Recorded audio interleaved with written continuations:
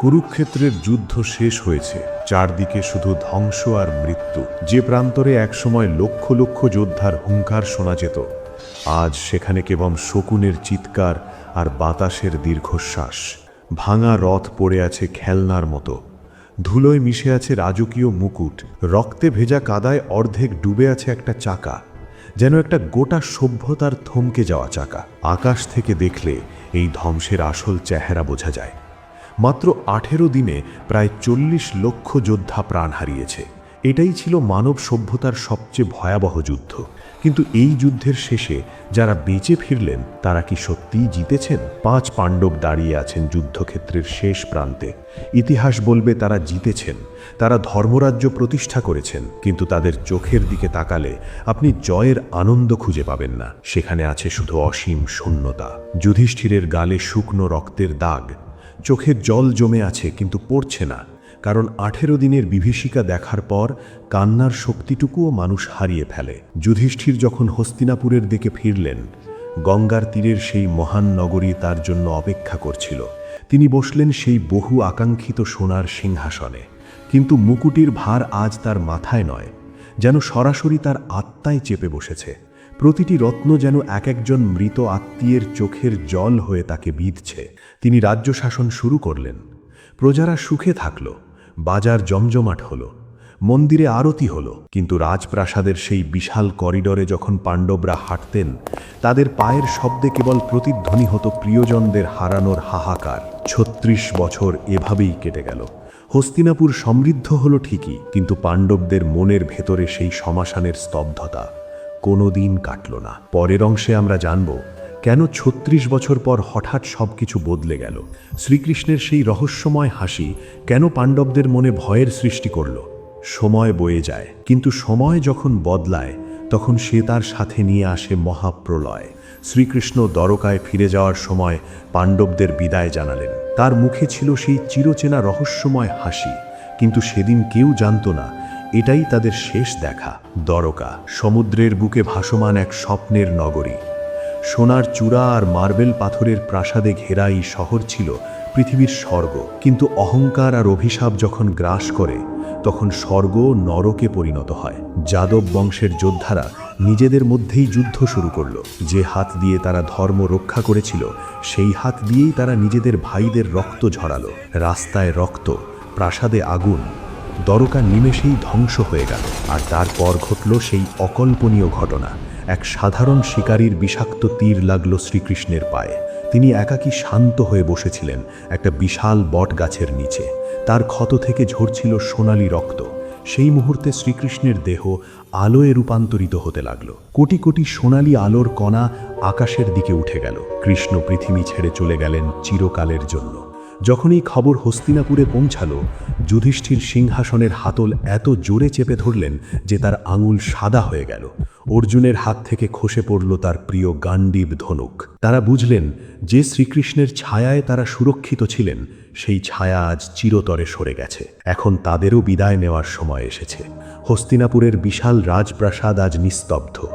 যে প্রাসাদে একসময় উৎসবের আলো জ্বলত, আজ সেখানে যেন বিষাদের ছায়া। যুধিষ্ঠির বুঝলেন এই নশ্বর পৃথিবীতে তাদের ভূমিকা শেষ হয়েছে। কৃষ্ণহীন এই পৃথিবী এখন তাদের কাছে কেবলই এক মায়া। পরের দিন সকালে এক অভূতপূর্ব দৃশ্য দেখল হস্তিনাপুরবাসী। সম্রাট যুধিষ্ঠির নিজের মাথা থেকে সেই ভারী সোনার মুকুটটি ধীরে ধীরে খুলে রাখলেন। যে মুকুটের জন্য একসময় কুরুক্ষেত্রের রক্তাক্ষিত যুদ্ধ হয়েছিল, আজ সেই মুকুটটি তার কাছে কেবলই এক টুকরো পাথরের মতো ভারী মনে হচ্ছে। তিনি মুকুটটি রাখলেন এক পাথরের টেবিলের উপর। পাশে রাখা হলো ভীমের গদা, অর্জুনের ধনুক, নকুলের রাজকীয় বাহুবন্ধ আর সহদেবের রত্নখচিত আংটি। অভিমন্যুর পুত্র পরীক্ষিতকে সিংহাসনে বসানো হলো। মাত্র 12 বছরের একটি বালক, যার কাঁধে এখন অর্পণ করা হলো গোটা ভরত বংশের দায়িত্ব। যুধিষ্ঠির নিজের কাঁপা হাতে সেই মুকুটটি পরীক্ষিতের মাথায় পরিয়ে দিলেন। এটি ছিল একটি যুগের সমাপ্তি এবং নতুন এক কলিযুগের সূচনা। 5 ভাই আর দ্রৌপদী রাজকীয় রেশমি পোশাক ছেড়ে গাছের বাকল আর সাধারণ সাদা শাড়ি পরলেন। রাজপ্রাসাদের মসৃণ মেঝে থেকে প্রথমবার তাদের খালি পা পড়ল রুক্ষ তপ্ত মাটিতে। পেছনে হাজার হাজার মানুষ কাঁদছে, তাদের প্রিয় রাজাদের আটকানোর চেষ্টা করছে, কিন্তু পাণ্ডবরা কেউ পেছনে ফিরে তাকালেন না। তারা জানেন সামনের যাত্রা আরও কঠিন, আরও নিঃসঙ্গ। পাণ্ডবরা যখন হস্তিনাপুরের প্রধান ফটক অতিক্রম করছেন, তখন হঠাৎ এক অদ্ভুত ঘটনা ঘটল। কোত্থেকে একটি সোনালি বাদামি রঙের কুকুর নীরবে এসে যুধিষ্ঠিরের পাশে হাঁটতে শুরু করল। কেউ জানে না এই প্রাণীটি কোথা থেকে এলো বা কেন এলো, কিন্তু কুকুরটা এমনভাবে পা মেলাচ্ছিল যেন সে জন্ম জন্মান্তর ধরে এই দিনটির জন্যই অপেক্ষা করছিল। তারা যাত্রা শুরু করলেন। প্রথমে পূর্ব দিকে গিয়ে গঙ্গার ধার ধরে সমুদ্রের তীরে পৌঁছালেন, তারপর দক্ষিণ দিকে, যেখানে মরুভূমির তপ্ত বালি তাদের পা পুড়িয়ে দিচ্ছিল। অর্জুনের ফর্সা চামড়া রোদে পুড়ে তামাটে হয়ে গেল। ভীমের বিশাল শরীর ক্লান্তিতে নুয়ে পড়ল। নকুল আর সহদেব তৃষ্ণায় কাতর, কিন্তু কেউ থামছেন না। একদিকে সমুদ্রের গর্জন, অন্যদিকে ঘন জঙ্গল। প্রকৃতির এই বিশালতার সামনে এই 6টি মানুষ আর একটি কুকুর কতটা ক্ষুদ্র তা ভাবলে অবাক হতে হয়। পশ্চিম সমুদ্র তীরে সূর্যাস্তের সময় যখন তাদের দীর্ঘ ছায়া ভেজা বালিতে পড়ছিল, তখন সেই দৃশ্যটি ছিল পৃথিবীর সবচেয়ে সুন্দর অথচ করুণতম ছবি। তাদের গন্তব্য এখন একটাই, উত্তরের সেই তুষারাবৃত মেরু পর্বত, যেখান থেকে মানুষ সশরীরে স্বর্গে যেতে পারে। অবশেষে তাদের সামনে দৃশ্যমান হলো হিমালয়, দিগন্ত জুড়ে দাঁড়িয়ে থাকা সেই বরফের দেওয়াল, যা পৃথিবীর শেষ সীমানা বলে পরিচিত। তারা পাহাড় চড়তে শুরু করলেন। পথ ক্রমশ সরু আর ভয়ঙ্কর হয়ে উঠছে। একদিকে খাড়া পাহাড়ের দেওয়াল, অন্যদিকে হাজার ফুট গভীর গিরিখাত। একটু পা ফুসকালেই চিরতলে হারিয়ে যাওয়ার ভয়। দ্রৌপদী আজ সবার আগে হাঁটছেন না, কিন্তু তার পা থেকে রক্ত ঝরছে। হিম শীতল বাতাস তার চুল আর শাড়ি উড়িয়ে নিয়ে যাচ্ছে। হঠাৎ একটি মরণ চিৎকার প্রতিধ্বনিত হলো পাহাড়ের খাঁজে। দ্রৌপদীর চোখ বিস্ফারিত হলো। তিনি টলে উঠলেন। সাদা বরফের ওপর দ্রৌপদী ধপাস করে পড়ে গেলেন। তার সাদা শাড়ি বরফে ছড়িয়ে পড়ল, ঠিক যেন কোনো ঝরে পড়া ফুলের পাপড়ির মতো। কালো লম্বা চুলগুলো সাদা বরফে এক করুণ ছবি তৈরি করল। তিনি হাত বাড়িয়ে কাউকে শেষবারের মতো ধরতে চাইলেন, কিন্তু তার হাত বরফ ছুঁয়ে স্থির হয়ে গেল। পেছনে থাকা ভীম ডুকরে কেঁদে উঠলেন। দাদা, কেন দ্রৌপদী আমাদের ছেড়ে চলে গেল? তার অপরাধ কি ছিল? যুধিষ্ঠির সামনে তাকিয়ে হাঁটছেন, একবারের জন্য পেছনে ফিরে তাকালেন না। তার কণ্ঠস্বর ছিল স্থির কিন্তু ভারী। তিনি বললেন, দ্রৌপদী আমাদের 5 জনের স্ত্রী হলেও মনে মনে তিনি অর্জুনের প্রতি বেশি পক্ষপাত করতেন। এই পক্ষপাতই ছিল তার চারিত্রিক ত্রুটি। যুধিষ্ঠিরের গালে এক ফোঁটা অশ্রু জমে বরফ হয়ে গেল, কিন্তু তার গতি থামল না। দ্রৌপদীকে হিমালয়ের বরফে একা ফেলে রেখে পাণ্ডবরা এগিয়ে চললেন। পেছনে ফিরে তাকানোর উপায় নেই, কারণ এই যাত্রা মুক্তির, এই যাত্রা পরমাত্মার সাথে মিলনের। কিন্তু কিছু দূর যেতেই পাহাড়ি পথের বাঁকে হঠাৎ থমকে দাঁড়ালেন কনিষ্ঠ পাণ্ডব সহদেব। সহদেব, যিনি ত্রিভুবনের ভূত ভবিষ্যৎ আর বর্তমান জানতেন, যার পাণ্ডিত্য দেবতাদেরও বিস্মিত করত।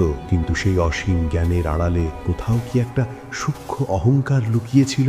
সহদেবের চোখ হঠাৎ ঘোলাটে হয়ে এলো।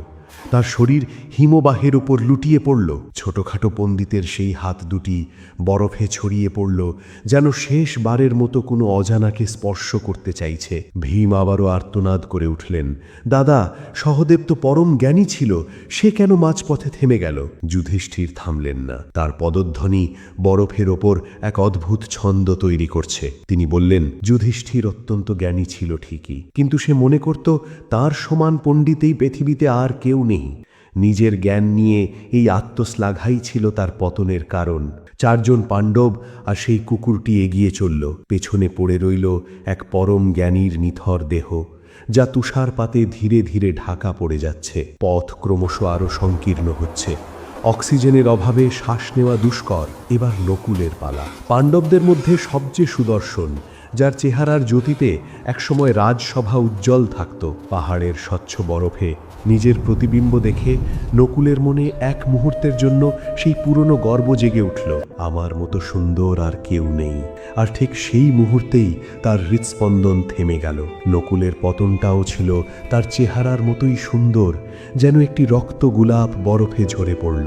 যুধিষ্ঠির আবারও একই ভঙ্গিতে বললেন। নকুল নিজের রূপ নিয়ে অতিরিক্ত গর্বিত ছিল। সে ভাবত সৌন্দর্যে সে অদ্বিতীয়, অহংকার তা যত ছোটই হোক, মুক্তির পথে তাই সবথেকে বড় পাহাড় হয়ে দাঁড়ায়। এখন মাত্র 3 জন যাত্রী, যুধিষ্ঠির, ভীম আর সেই রহস্যময় কুকুরটি। হিমালয়ের উচ্চতা এখন মেঘেরও ওপরে, হাড্ডি কাঁপানো ঠান্ডা বাতাসে নিঃশ্বাস নেওয়াও দায়। হঠাৎ এক বিকট শব্দে পাহাড় কেঁপে উঠল। ভীম, পাণ্ডবদের মধ্যে সবচেয়ে শক্তিশালী বীর, যার হাতের গদার আঘাতে একসময় পাহাড় চূর্ণ হতো, আজ সেই ভীম টলছেন। তার বিশাল শরীরটা থরথর করে কাঁপছে। শোক আর ক্লান্তিতে আজ সেই মহাবলশালী মানুষটা বরফে আছড়ে পড়লেন। ভীমের পতন ছিল ঠিক যেন কোনো বিশাল পাহাড় ভেঙে পড়া। বরফ উড়ল ঝড়ের মতো, চারিদিকে ফাটল ধরে গেল। ভীম অতি কষ্টে জিজ্ঞেস করলেন, দাদা, আমি তো সব সময় তোমার পাশে থেকেছি, সব সময় ধর্মের কথা মেনেছি, তবে কেন আজ আমি পথে পড়ে গেলাম? যুধিষ্ঠির স্থির হয়ে দাঁড়ালেন, তার চোখেও আজ জল। তিনি বললেন, ভীম, তোমার শক্তি ছিল তোমার অহংকার। তুমি প্রয়োজনের চেয়ে অনেক বেশি আহার করতে এবং তোমার শক্তির দাপটে কখনো কখনো অবোধ প্রাণীদের প্রতিও নিষ্ঠুর হতে। এটাই তোমার পতনের কারণ। সবচেয়ে শক্তিশালী মানুষটার শেষ এভাবেই হলো। একাকী যুধিষ্ঠির আর সেই কুকুরটি এখন একটানা এগিয়ে চলেছেন। চারিদিকে শুধু সাদা বরফ আর কালো পাথর। পৃথিবীর সবচেয়ে নির্জন জায়গায় দুটো ক্ষুদ্র বিন্দু উঠে চলেছে সেই অজানার দিকে। অবশেষে যুধিষ্ঠির পৌঁছালেন মেরু পর্বতের চূড়ায়। হিমালয়ের চূড়াগুলো মেঘের নিচে দ্বীপের মতো জেগে আছে। হঠাৎ আকাশে এক সোনালি আলোর বিন্দু দেখা দিল। দেবরাজ ইন্দ্রের রথ, সোনার রথ, আলোর পাখা মেলা 4 সাদা ঘোড়া নিয়ে নেমে এলো। ইন্দ্র হাত বাড়িয়ে বললেন, এসো যুধিষ্ঠির, তুমি সশরীরে স্বর্গে যাওয়ার অধিকার অর্জন করেছ। যুধিষ্ঠির উপরে তাকালেন, কিন্তু তারপর তার চোখ নেমে এলো নিচে। সেই কুকুরটি শান্তভাবে তার পায়ের কাছে বসে আছে। যুধিষ্ঠির বললেন, দেবরাজ, এই কুকুরটিকেও সাথে নিতে হবে। ও আমার সাথে এতটা পথ এসেছে, আমি ওকে ছেড়ে যেতে পারি না। ইন্দ্র অবাক হয়ে হাসলেন, বললেন, স্বর্গে কুকুরের কোনো স্থান নেই, এই প্রাণীটিকে ছেড়ে এসো। কিন্তু যুধিষ্ঠির নড়লেন না। তিনি বললেন, প্রয়োজনে আমি স্বর্গ ত্যাগ করব, কিন্তু এই বিশ্বস্ত প্রাণীটিকে নয়। আর ঠিক সেই মুহূর্তে কুকুরের চোখে এক অদ্ভুত আলো জ্বলে উঠল। ছোট চেহারা বড় হতে লাগল, লোম মিলিয়ে গেল সোনালি আলোর কণায়। সেখান থেকে আবির্ভূত হলেন এক 8 ফুট উঁচু দৈব মূর্তি, স্বয়ং ধর্মদেব। তিনি যুধিষ্ঠিরের শেষ পরীক্ষায় অত্যন্ত তুষ্ট হলেন। পিতা আর পুত্রের সেই অলৌকিক মিলন হল সৃষ্টির সবচেয়ে উঁচু চূড়ায়। যুধিষ্ঠির স্বর্গে পৌঁছালেন, কিন্তু সেখানে পা রাখতেই তার রক্ত গরম হয়ে উঠল। তিনি দেখলেন সোনার সিংহাসনে বসে আছেন দুর্যোধন, অথচ তার ভাইরা আর দ্রৌপদী কোথাও নেই। যুধিষ্ঠির চিৎকার করে বললেন, আমার ভাইরা কোথায়? যে দুর্যোধন পাপের মূর্তি ছিল, সে কেন স্বর্গে? তাকে এক অন্ধকার দুর্গন্ধময় পথে নিয়ে যাওয়া হলো, নরক।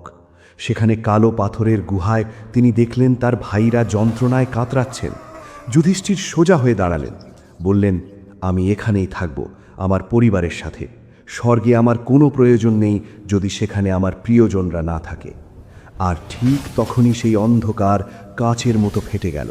সোনালি আলোয় ভরে উঠল চারদিক। দেবতারা জানালেন, এটি ছিল শেষ মায়া।